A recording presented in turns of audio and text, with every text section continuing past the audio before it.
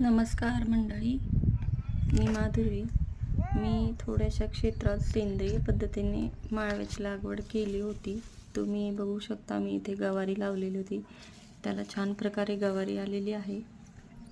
जवळजवळ 1.5 महिन्यापूर्वी मी ही लागवड केली होती.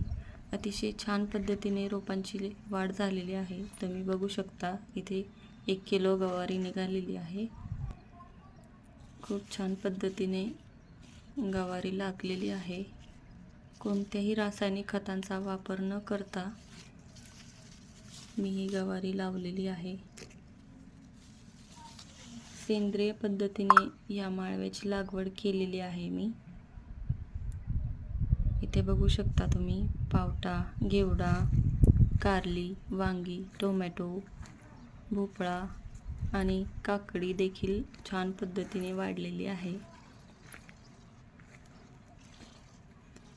इथे कारल्याचं बघू शकता तुम्ही, वेल किती छान प्रकारे याला फुलं लागलेली आहेत.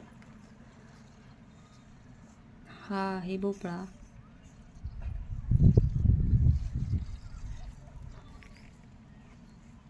तर तुम्हाला ही सेंद्रिय शेती कशी वाटली मला नक्कीच सांगा.